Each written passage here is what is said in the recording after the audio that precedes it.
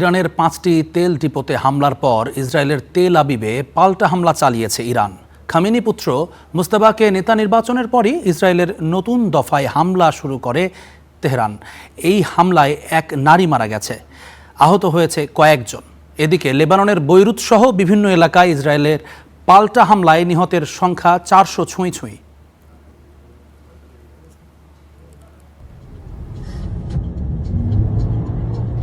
তেহরানের তেল শোধনাগারে ইসরায়েলি বিমান হামলার পর কালো ধোঁয়ায় ঢেকে যায় তেহরানের আকাশ। একই রকম হামলা হয়েছে আলবোর্স প্রদেশের তেল ক্ষেত্রেও। ধ্বংস হয়েছে 5টি তেল ডিপো। ধোঁয়ার তীব্রতা কাছের জিনিসও দেখা যাচ্ছে না। ধুঁকছে তেহরানের প্রাণ প্রকৃতি। বাতাসে ক্ষতিকর পদার্থ ছড়িয়ে পড়ার সতর্কতা জারি করেছে কর্তৃপক্ষ।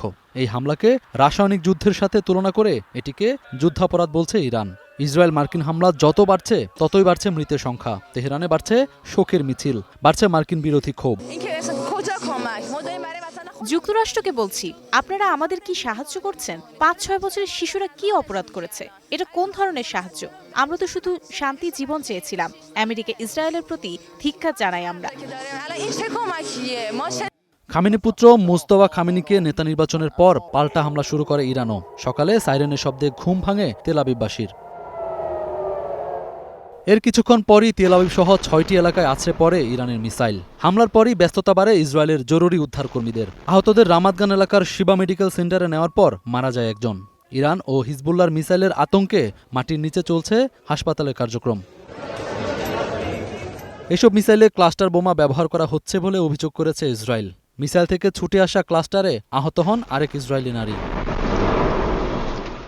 ইসরায়েলের একটি স্কুলেও আঘাত হেনেছে ইরানি মিসাইল, তবে স্কুলটি বন্ধ থাকায় কোনো ক্ষয়ক্ষতি হয়নি। এদিকে লেবাননের হিজবুল্লাহ নিয়ন্ত্রিত বৈরুতের দক্ষিণ উপশহরগুলোতেও পাল্টা হামলা চালিয়েছে ইসরায়েল। শহরের বিভিন্ন স্থানে একের পর এক বিস্ফোরণের পর কালো ধোঁয়া দেখা গেছে।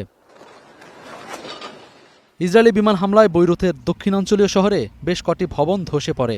অব্যাহত হামলায় লেবাননের মৃতের সংখ্যা 394 জনে দাঁড়িয়েছে। এদের 83 জন শিশু ও 42 জন নারী।